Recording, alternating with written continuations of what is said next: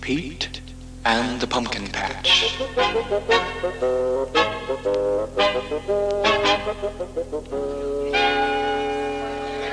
All right, girls and boys.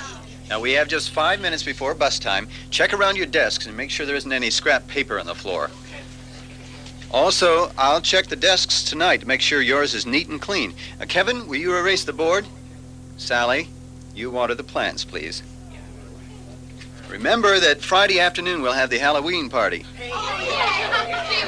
Now, let's keep it quiet so you can hear what I have to say. This year we'll have a pumpkin carving contest. Each of you must provide your own pumpkin. You should have it here by Friday morning.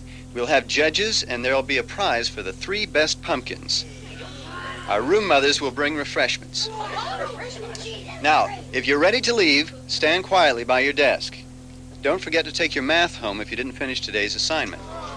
Now, all of you need to study your spelling words tonight. Row 1, you line up by the door.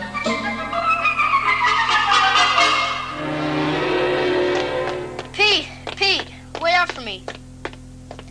Hey, man, where are we gonna get some pumpkins? I don't know. Suppose we can get one at Bailey's Fruit Market. They always have a good selection. Aw, that's no good. I stopped there yesterday. All the nice big ones are awful expensive. Well, you get an allowance, don't you? Sure, man, but who wants to bust up allowance money to buy a pumpkin? Besides, I'm trying to save up for a new football. Yeah, I know what you mean. I've almost got enough saved for a football uniform. Man, aren't you lucky? That takes a lot of dough. Sure, it'd be more fun if we could get a pumpkin for nothing. For nothing?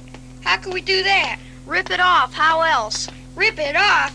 Oh, wow, Scott. I've never ripped anything off in my life. Oh, don't be a chicken. It's just an old pumpkin. It's not like taking something important. Well, stealing is stealing, no matter what name you give it or what you take. Well, if you're too good to go with us, then don't. Us? Yeah, I already talked to Larry. He thinks it's a great idea. He's gonna meet me there at 8 o'clock tonight. Meet you where? At Old Man Jackson's place, down there on River Road. He's got a nice field of pumpkins just waiting to be picked. Think it over, man. It ought to be a blast. We'll meet at the big oak tree this side of the pumpkin patch. Well, I don't know. I'll have to think about it. Getting a pumpkin free would be great. But what would Mom think about Scott's idea? Well, he knew what she would think, all right. If he ripped off a pumpkin, he'd have to be sure she didn't find out either. That night at the supper table. There's a letter on the hall table from Ann and Ken. She says he likes his new job very much. Oh, well, I'm glad to hear that. I'll have to read the letter after supper. Does she think they'll be able to come home for the holidays? Well, she's not sure yet, but they're hoping to. Have some more casserole. Looks like your plate is almost empty. Can't have that. Oh, well, there's not much chance of an empty plate around here. Hey, Pete, aren't you ready for seconds yet? What's wrong with that appetite tonight? You're usually through with seconds by now. You're not coming down with something, are you, son? I'm okay, Mom. Really. Just not very hungry tonight. You've been so quiet since you came home from school. Are you sure you're all right? Let me feel your forehead. Doesn't feel hot. Did something happen at school today, son? Oh, no, Dad. Really, everything's fine. I'm just not hungry tonight. There's blueberry pie for dessert, your favorite. Maybe later. I'm too full now. May I be excused, Mom? What's the rush, son? Oh, Scott wants me to come over and work out some football plays tonight. All right, but let's not get home too late. By 9 o'clock at least. Sure, Mom. Sure, have a good time, son. But remember what your mother said. No later than 9 o'clock. Okay, Dad. What do you suppose is the matter with him? You know he's always starving. Oh, I wouldn't worry. It's football season. He's probably just anxious to get to Scott's. As Pete walked past the houses on his street, he felt that behind every window someone was watching him. With every step, there seemed to be a voice saying, "Thief, thief, thief." Went, the quieter the voice became. When he reached the corner, he dashed across the street and into an open field. Running through the tall grass, he soon came to the river road that led to the Jackson place. Scott. Hey, Scott. Where are you? Shh, right here, man. Glad you're here. Thought you maybe wouldn't come. Hi, Pete. Hi, Larry. How'd you get out of your house? Oh, my mom doesn't even ask where I'm going. She doesn't even care just as long as I stay out of her way. Mine either. The less she sees me, the better she likes it. Well, I don't think it's funny. I don't feel very good about it. My folks wouldn't like this idea at all. Aw, Pete, you take everything too seriously. Hey, guys, where are the pumpkins? Right behind the back porch, there's a whole field full just waiting for us. Wow. You mean we have to go that close to the house? Oh, it's easy. We can stay in the tall grass along the roadside all the way. Then along their lawn are all those big trees. We can sneak from one to the other. That will still bring us too close to the back porch. I don't know if I like that. Well, the house is all dark. They're probably not even at home. Old man Jackson is so stingy, he's probably trying not to waste electricity. Shh, we're wasting time. Let's go. Pete, you go first. Keep low in the grass and head for the first big maple. And don't go any further till we all get there.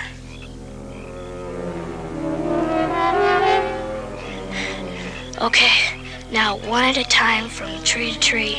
Wait, hey, wait. I think there's someone on the porch. Shh, sounds like a rocking chair. No, porch song. Aw, come on. It's all right. Just be careful. We made it. Shh, there is someone on the porch. It's Mr. Jackson. He's talking to someone.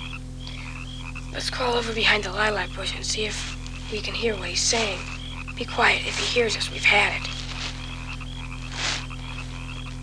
I just don't know how we're going to make it, Lord. Ma's been sick for so long. She didn't get any food put up this summer. I just didn't have the heart to tell her tonight that the pantry's almost empty. The drought this summer took most our garden, excepting the pumpkins.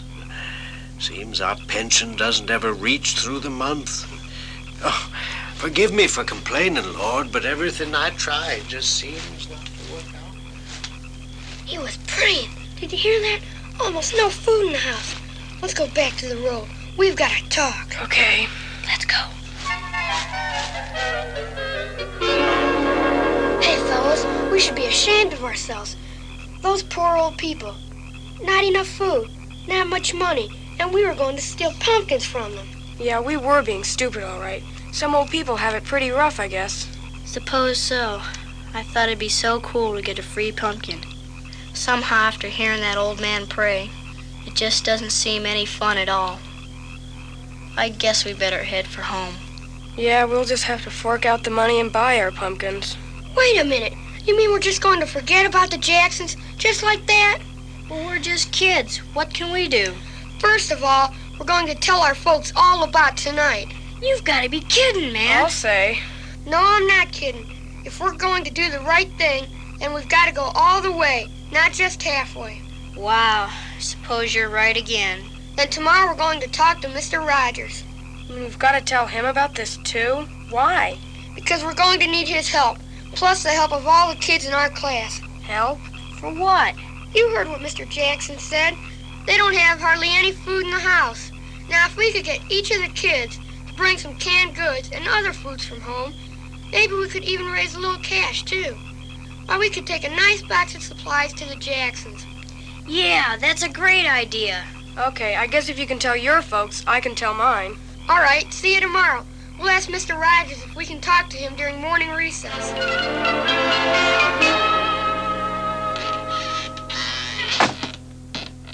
Hi, son. You're right on the dot. 9 sharp. You better hit the shower now and get to bed. That alarm rings awfully early in the morning, you know. Okay, Dad, but first I've got to talk to you and Mom. What? Oh, all right, son. Go ahead. Come sit here on the couch beside me, dear. I really don't know how to start this. Guess there's no easy way. Well, why don't you start at the beginning? That's usually the best way. Yeah, well, today at school, Mr. Rogers told us that at our Halloween party Friday, we'd have a pumpkin carving contest. You know, with judges and prizes, the whole bit. So on the way home from school, Scott said that it would be fun to get a free pumpkin and not have to use our own money for the pumpkins. He wanted me to meet him and Larry down by the Jacksons' place tonight to steal some nice pumpkins. Suppose that's why I wasn't very hungry tonight. You know, Scott and Larry's folks let them come and go just about as they please. But I know you and Mom really care about what I do, Guess that's why I felt so miserable when I got out to the Jacksons' place. Anyway, their house was all dark. When we got close, we saw that Mr. Jackson was sitting on the porch. At first, we thought he was talking to someone, but then we discovered he was praying. Oh, Mom, they're almost out of food and money, and Mrs. Jackson's been sick for a long time. Why, that's awful. I didn't know they were having trouble. Well, of course we didn't take any pumpkins, but we just can't let it stop there. Of course not, son. Tomorrow we're going to ask Mr. Rogers if we can have the kids bring food from home and take a nice box full of groceries to the Jacksons. Pete, it would have been a mistake to take the pumpkins, whether Mr. Jackson was rich or poor. Anyway, you made the right decision, and I'm glad that you weren't afraid to tell Mom and me about it tonight. And I'm proud that you want to help the Jacksons. And Mom and I will do all we can to help you. So we're awfully ashamed, Mr. Rogers. Ashamed that we even thought of stealing those pumpkins. I see. Well, fellows, I'm rather proud of you. You are? Why? Well, you see, we can't live in this world without being tempted. It's what we say to temptation that counts. You boys said no. That's something to be proud of. What's more, you boys had the courage to tell your parents and me about it because you want to do something for the Jacksons. I'm very proud of you, as your parents must be. I'm glad I have boys like you in my class. We'll talk to the other boys and girls right after recess. I'm sure they'll all be enthusiastic about your plan. The next morning, the large cardboard box that Mr. Rogers had placed in the corner was soon filled to overflowing with cans of corn, soup, applesauce, peaches, bags of dried beans, noodles, boxes of cereal, and on and on. That night, Pete, Scott, Larry, and Mrs. Rogers delivered the supplies to the much surprised Jacksons. But the story doesn't end there. For the grown-ups in town began to hear the story of the boys who went to steal pumpkins and ended up doing a good deed instead. And do you know, they wanted to get in on the act, too. The next afternoon at the ladies' club. All right, ladies. It's time we begin our meeting. I've spoken to several of you on the phone this morning, and I'm sure most of you have heard what the young people in Mr. Rogers' class have done for the Jacksons. You know, we are just a small town, and I think it's a sad thing if we don't take care of our own. I think our children have put us all to shame. Now, it's time we do our share. I'm sure that with Mrs. Jackson's having been ill so long that there's a lot of housework that needs doing. Helen, would you choose a committee of 5 to help you with the cleaning? Beth, why don't you pick 3 of the girls to help with the laundry? And Sarah, would you? And at a construction site in town. Hey, Charlie, did you hear what the kids did for the Jacksons? Yeah, isn't that great? Nice to know we got kids like that in our town. Yeah, sure is. Say, I noticed that the back porch steps are in pretty bad shape. Really need replacing. What do you say we go out there tonight after work and see what we can do? Hey, good idea. And on it went. Everyone wanted to help. Someone donated a winter's supply of fuel. A nurse stopped in once a day to care for Mrs. Jackson.